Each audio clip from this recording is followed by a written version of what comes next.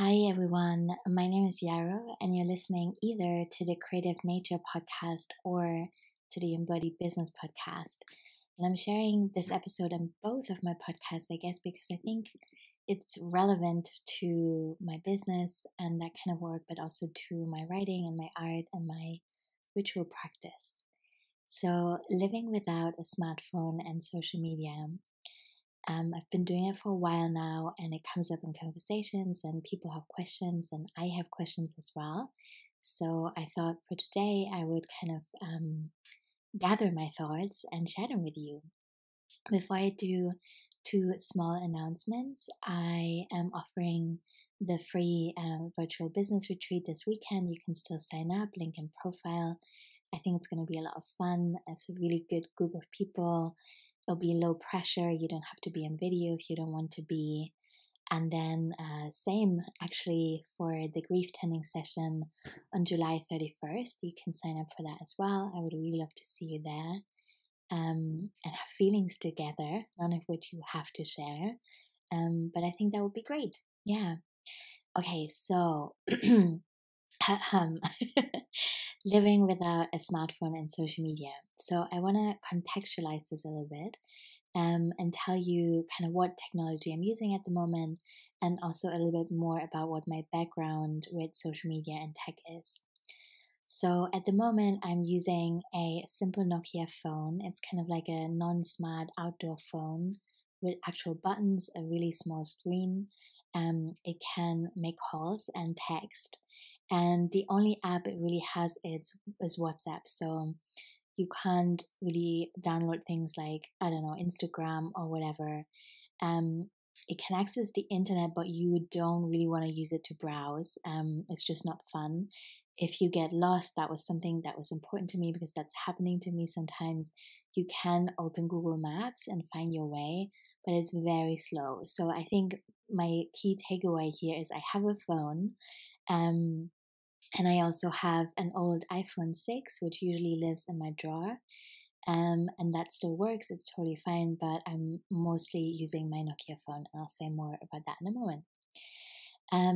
With my business, I have started it in 2015, and in the first few years, I relied on social media really heavily to build it and to grow my community and get to know people and get to know myself.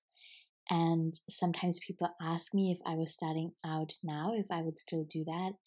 And to be honest, my answer is often no.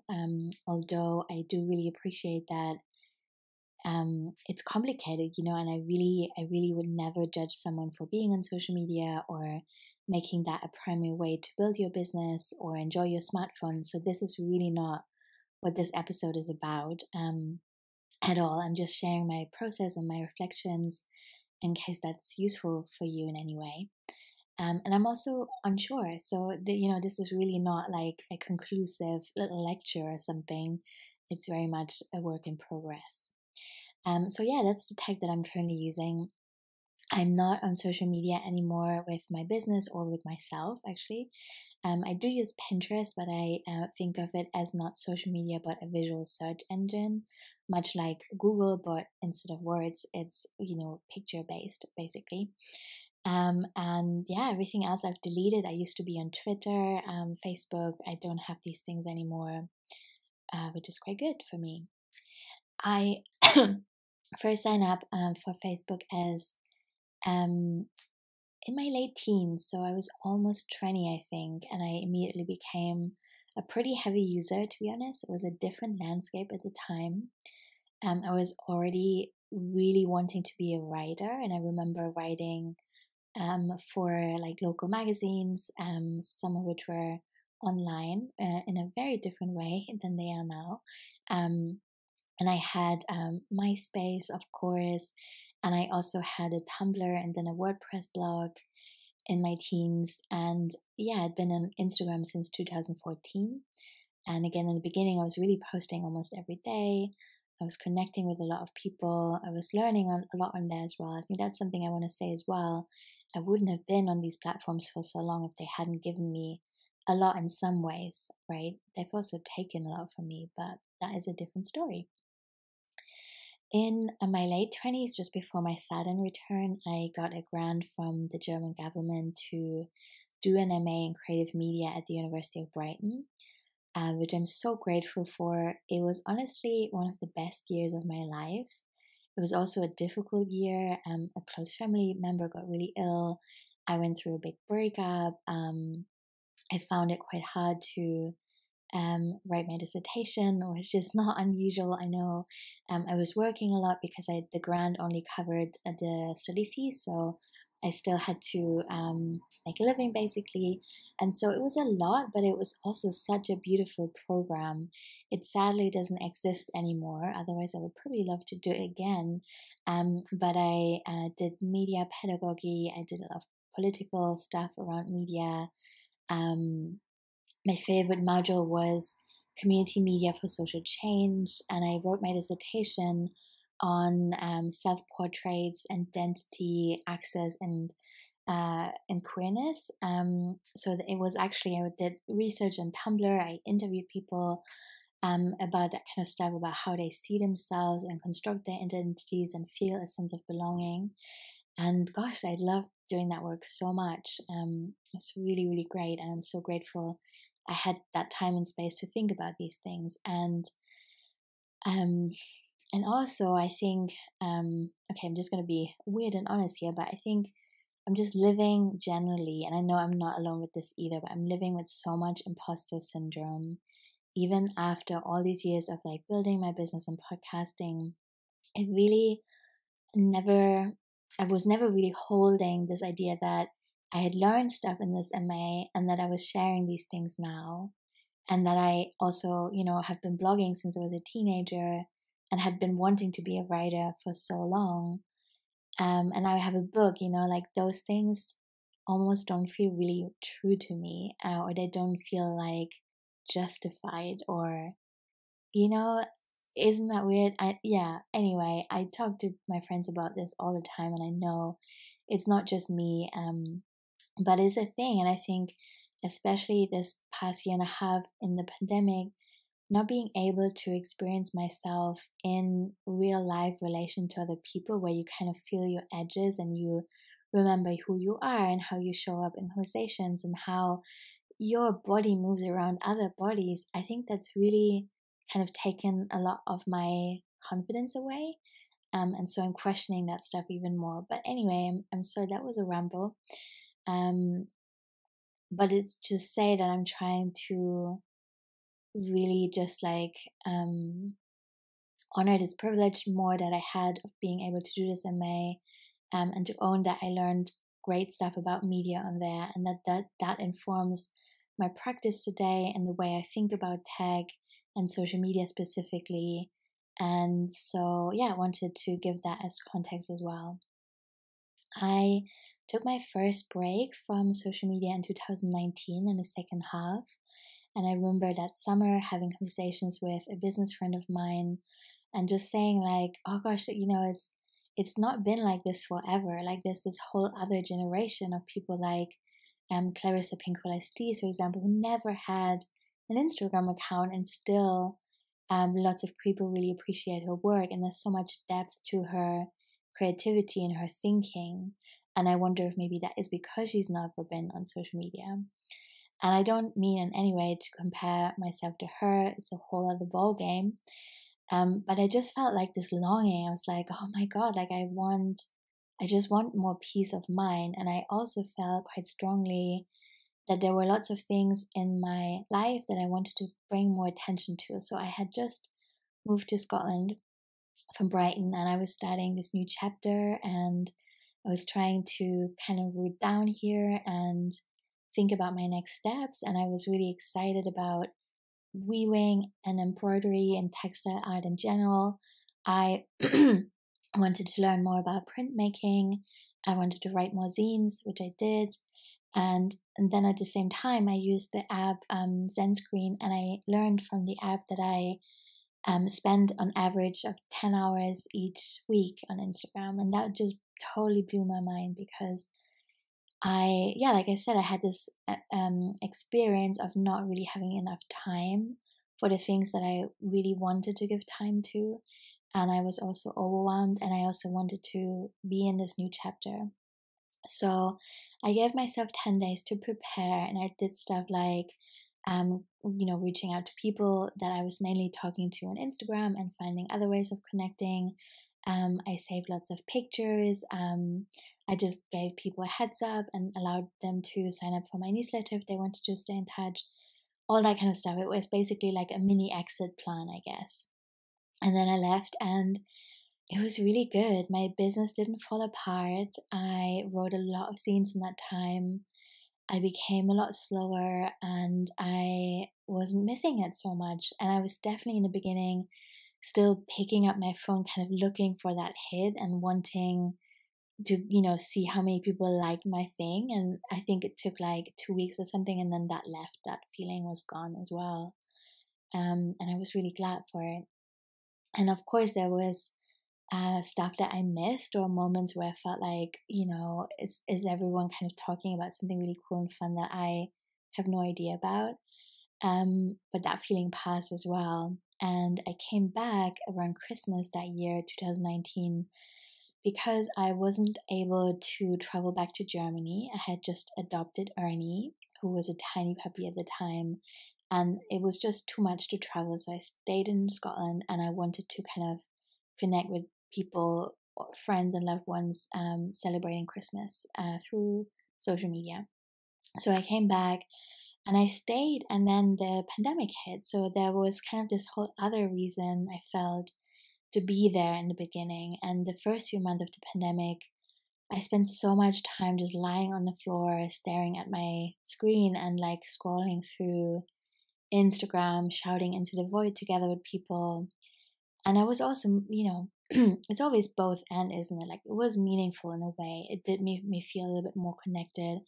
I knew I wasn't alone with my anxiety and my fear and my dread and my questions, and that was really nice. And sometimes it was just really good distraction to see people's meals and their pets, and to just talk about stuff, So I don't really regret that at all. It was what I needed at the time. But I think by summer, I just noticed, just like in my body, this really intense feeling of stuckness, because I spent so much time kind of in a really weird posture, staring at my screen, not really moving and not really inhabiting in the world, inhabiting space in the world, I guess. And that was both lockdown and like lack of physicality and touch, but also my iPhone. And my iPhone kind of also gave up a little bit at that time. So the battery was just, on a way out. And I wondered if I should get a new one, and kind of got also a bit stroppy or angry about how much you're kind of hooked into Apple products and how they have a fairly short lifespan. I can't make that general statement, right? But in my experience, I needed to replace those kinds of things way more often than I thought would be fair to do. And also kind of like notice my own laziness around switching to a different system, because I've got my podcasts in place and all that kind of stuff. So that I didn't want to do that. But I also didn't want to buy another iPhone. And so I thought, well, maybe I don't actually need a smartphone. Here's a crazy idea. And I really thought about it, and then I just leapt, or made a leap. Is it leapt? I don't know. Oh God, English is not my first language. But yeah, I found this outdoor phone, the Nokia, I think it's 800, the model, I don't know. But that felt pretty good. It was way, way cheaper than even a second-hand iPhone would have been. And it did what I needed, right? It allowed me to make texts and calls and use WhatsApp with my grandparents. I know WhatsApp, in terms of privacy, there's better messages because, whatever. But I really wanted to stay on WhatsApp just because that was how I'm communicating with my grandparents, and I didn't want to ask them to use a whole other kind of app. I was just grateful that they figured that one out. So, yeah, so again, I think it took me like a week or two of picking up this really boring phone, like looking for a hit, and then, letting it go again because there was nothing really happening there. I didn't even get notifications for my WhatsApp messages. so that I could kind of drop deeper into focus when I was working. And I was also spending a lot of time sending voice messages back and forth with friends, which I really love, and is still my favorite, one of my really top 2 or 3 favorite ways of communicating with people. So that's how I became a smartphone free person. And then around Christmas that year, 2020, I had been in this experience then for almost half a year of not having a smartphone anymore. And I also wanted to take an Instagram break. I wanted to deactivate my account for 3 weeks over the winter solstice to, just read and take more of a break, because even without the smartphone and just using it on my browser, which I did at the time, I felt that I was very kind of intertwined with a lot of people, and I was always available for questions, and I had good conversations for sure, but I just wanted to kind of step into my cocoon, I guess. And by the way, not using a smartphone but being on Instagram was actually totally fine. You just have to open it in your browser, and then you kind of right click and you open the developer stuff, and then you can switch to a mobile view, and then you can still post. So that is my little magic trick of how I did that.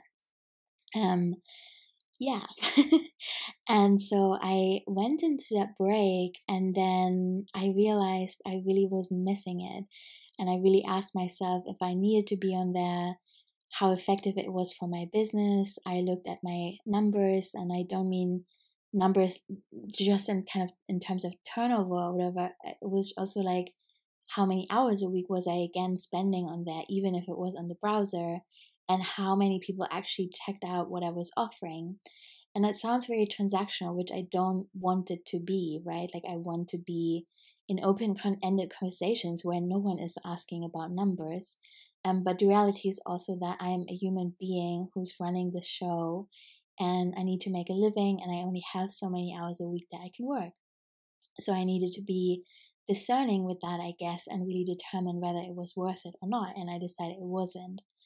So I again went through my little exit plan strategy that I did, and I left completely, and I saved all my contacts, and I also created 2 print books. So there's all kinds of apps, ironically, that you can use to connect your Instagram account with, and then they will print books, physical books, and send them to your house based on your posts. And it's of course also an option to just kind of leave your profile standing there. And I didn't want to do that because it felt like kind of like this graveyard of my life in pictures, I guess. And I didn't want people to stumble across that and wonder what had happened to me, or you never know, like that would be a weird thing to still be around in 10 years, I found. But I wanted to have access to my pictures and my posts, so I saved a lot of them digitally, and then I got 2 books printed with what I found were kind of the most important to me posts, and I sometimes look at them and think, yeah, that was a different chapter of my life, I guess. Isn't it interesting to think about visual culture as well, and how we used to relate to pictures, and how it was such a tedious process to get them developed, and how we had just a few of them because it was expensive, and they became real memories in our family's books, and now we have these like thousands of pictures on our phones. So yeah, so I left, and then I became a smartphone and social media free person, and have been for the past half year.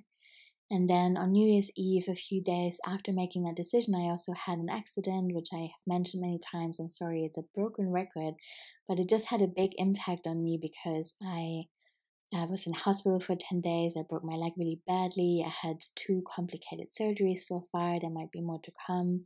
And so I'm thinking about my energy and my capacity differently, and I'm having to be a lot more creative with the resources that I do have. And that really affirmed this decision for me to not be on social media anymore. And I want to share also kind of my worries and my hopes in that process. So the stuff that I was worried about was losing touch with friends and not being exposed to new ideas. And the friend thing is, sorry, tricky. I mean, in some ways, I definitely have lost touch with a few friends from Brighton, which I regret. And I don't think that this is just about me not having a smartphone or not being on Instagram. I think it's pretty random. It's not that I don't love these people or don't want to talk to them, but I think moving away sometimes really challenges friendships. And I think there's just kind of only so many conversations that each of us can be really present to, right? And so, yeah, maybe I'll eventually be able to travel back to Brighton and see people again. And I'm still in touch with lots of people in Brighton that I really do love, but yeah, a few friends not so much. And I guess when I was still on Instagram, we maybe would have seen each other's posts occasionally, and that maybe would have given us this like false sense of still being connected. And I think that's interesting in itself as well. Like, is that actually meaningful? Does it mean we're still friends because we've seen each other's posts, right? If we haven't really talked to each other for years. I don't know. I don't know. Yeah. And then the second worry was that I wouldn't be exposed to new ideas in the same way. And I really want to acknowledge that I have learned a lot of stuff on Instagram, and I think sometimes these were like really digestible, really little bite size with visuals, and that was cool. And obviously, there's really big limitations to that. There's maybe not as much depth as you would find in another format, but I did learn stuff, and I really love reading books and I really love podcasts. So those are my, I think, two main ways in which I consume media right now. And the third one is Netflix for sure, and reality TV. But anyway, I love books and podcasts, and I know that not everyone gets to write them or make them. And so there are voices missing in those conversations. And I'm not hearing them anymore in the same way that I maybe would have on Instagram. And so that's a really worry. But on the other hand, it's given me so much more headspace to actually take in the books that I'm reading and really engage with these ideas. And that feels really meaningful to me as well. And I'm also really excited about zines and just about DIY media culture in general. So I do still feel I'm taking in really exciting new ideas, and it's just a little bit different. And it also has more depth in a way, which is something I actually really appreciate. And I think another way in which I achieve kind of being in creative dialogue with people is in being with other smaller communities. So I facilitate the Embodied Ritual community, which is part of my Patreon over at Creative Nature, and that's lovely. It's kind of like on a sweet summer break, and we'll return in September, but that is a community that I really love. There's just a sense of connection and solidarity, and that there are like-minded people in there, and it feels so much less overwhelming than potentially being able to, look into the lives of thousands of people through this little phone. And I'm also really enjoying the Embodied Business community. Of course, I've been running that for more than 3 years now, and I just continuously feel really inspired and amazed by the people that show up there. I love seeing and witnessing how their businesses are unfolding, and I'm getting a lot of a sense of connection through that as well. And then I'm in other people's Mighty Networks as well. Some are paid, some are free, and they just feel much more intentional. And I also really like that I'm looking at them or engaging with people on my desktop rather than my phone, because when I look at my desktop, I'm still aware of the space around me. I'm still in my home, in my room. I still hear the birds. I see my dogs.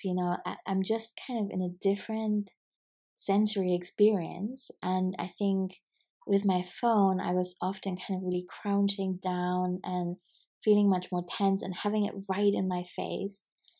Because I need reading glasses. So, and I got them now, don't worry. It was a struggle, but I got there. So I needed reading glasses, and I just had my phone like right in my face all the time, and like really was like flooding my brain with this blue light till late in the night, trying to feel connected to the world. And so, yes, Mighty Networks is still electronic, but I at least am in a different physical position. I'm still in my room. I feel more present. I'm looking at the bigger screen much further away, and I also am looking around the room. So that feels really good to me. I want to talk a little bit more about my hopes in this process as well. So I was really keen to lengthen my attention span and to give more depth to my creative work. And I feel like both these things are true and also not as much as I had hoped. But I think that's probably more because of the accident I've had and how that has just taken up so much time and space and energy from me. And I just needed to be present with that. I guess I still have a lot of appointments and medical stuff to sort out. And so my art practice isn't as deep right now as I would like it to be, but I think that not having a smartphone anymore and not being on social media have definitely moved that in the right direction, and I'm excited to take that further as and when I can. And when I think about the future of technology, there's so many thoughts. I think I am still really open to new forms of social media, and I wonder what is next for that, because I think social media in itself doesn't feel like completely over to me culturally. But I think that, especially with the documentary The Social Dilemma that came out last year, more and more people are leaving or asking questions and demanding better, basically. We want more privacy, more spaces that actually work for us, less ads. Yeah, I mean, there's so much more that I could say there, and we'll each have our own answers to that. But I do see in the corner of my eyes new platforms popping up. I'm seeing a lot of audio-based stuff, which is exciting to me. Like, I think it's called Clubhouse. I've been invited to something called Audea. I know for myself that I'm really, like, as a media form, I'm very committed to audio and podcasting because I love being in conversations with people, doing interviews and recording them, sharing that. I also love hitting record and just speaking into the microphone like this. And so that's something I always want to do. But I'm open to new and different ways of maybe sharing audio content online. I found a way to automatically upload my podcast to YouTube, for example, which is cool. I know that quite a few people listen to podcasts on YouTube, which confuses me, but if you want to do that, cool. I want to make that available to you. So that's interesting. And then, those audio platforms might be another way to find new audio producers also that I want to follow and share my own work. And I'm curious how that's going to play out.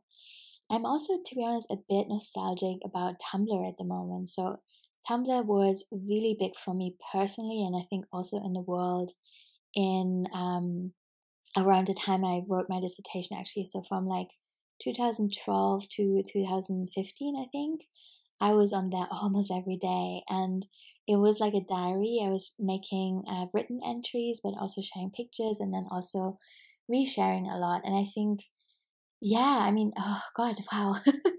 Feelings. I sort of was queer, thinking about myself as queer as a teenager, but I really only really embodied that or came out, but not really. I mean, this is a different story. Anyway, in my early to mid 20s, and Tumblr was a big part, I think, for me in exploring identity and meeting other like-minded people, and also having queer community that wasn't local. Like, I really needed both. I needed to meet real life friends, but I also needed to be online on Tumblr. And I was using Tumblr on my computer as well, not on my phone. I feel like that is relevant.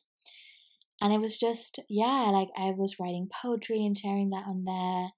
And it was just, I think we were all just so excited. And I was just admiring my friends so much. I really loved my friends' blogs as well. There were like, I don't know, maybe 10 other accounts that I was just following religiously. And we all hyped each other up, and it was a really sweet and supportive environment in some way. And it had sides for sure. Like, I remember that breakup that I had in 2014 and how I passively aggressively shared stuff on there, and now I'm just like cringing and super happy that no one can see that anymore. But that was just the time. That was what we did, and I kind of miss that format because it allowed so much creativity and so much mutual support. And that was cool. And I know it's been bought by big tech companies twice since then, and I think many people are really disillusioned about it. And I don't know, I don't know where that's all gonna go. I still think there's amazing people on Tumblr. I'm happy that I held on to my account. I'm not using it at the moment. I sort of wish, I think, if I'm thinking about my ideal future, would be like Tumblr going into collective ownership and each of us maybe paying like $1 or $2 a month so that I can stay ad free and no one has to sell our data, and we'll just all happily ever after share each other's stuff. Like that would be really cool. But that might not be what happens, and maybe something else will come in its place that has a different or a similar functionality, and that would be cool. So yeah, like I said, I'm really open to seeing how that's gonna play out. And I think the reason also that I wanted to mention is like why I recorded this episode this week. Firstly, my phone provider contacted me. Was like, "Hey, your contract is running out. Do you want to renew and get an iPhone?" And I really sat with it for a moment because I sometimes need my old iPhone, which is a 6, but it still works somehow okay, to kind of do a mobile check on the websites that I make, and do the odd thing for in my, as part of my work, but not on social media. This kind of feels good to have it in a drawer. But also the battery is dying. But I decided it's way too expensive. It's ridiculous. I'm not gonna do that. I don't want another iPhone. And the second reason is that I have used my iPhone again in the last 3 weeks because I had surgery again, and after that I think I was taking some time off, and so there wasn't so much work that I was needing to avoid being distracted from, and I also wanted to be in touch more with my family in Germany and like send pictures of my cast and stuff. So I took it out of the drawer, and so in the last 3 weeks have been kind of like pulled back into that experience, and I really have to say it wasn't good for me. I think it wasn't good for my recovery. It pulled me into some really strange rabbit holes of like just having feelings. One evening last week, as you do, had feelings, and I spent an hour and a half on Instagram just scrolling and reading and exploring areas, I guess, or like social corners that I'm not usually part of. I'm feeling really like shocked and scared and like falling into this rabbit hole, and getting up to brush my teeth and like just feeling my body and be like, wow, like what was that? What just happened to me? This is weird. And again, it doesn't have to be that way. You can use Instagram so much more intentionally and beautifully, but I didn't do that. And I think I'm just generally not very good with moderation sometimes. So for me, it'll be best to just put that phone away again and go back to my silly old Nokia phone. Just looking at my notes, was there anything else that I wanted to share? I think that's it. I think, a question I have is I would love to make more visual art. I really love printmaking. I really loved sending prints to people last year. I love to do more textile work. And I guess I'm not really certain yet how I'm going to share that, because that is something that Instagram has really been good for, to share visual work with people and get them excited about it. And I guess we'll see, but that's really not a reason good enough for me to come back. And so here we are. I hope my ramble has been interesting and maybe given you some food for thought. Again, if you want to stay, I think that's totally cool, and I think we should just all do what feels right at this time. It's been an incredibly difficult year, and so whatever brings you comfort is great. But in case you were wondering how it's going for me, I hope this has been helpful. Thank you so much for listening, and if you enjoy the podcast, please leave a review, DIY Media. That's really important. It helps more people find it, and I would be so grateful. So thank you so much.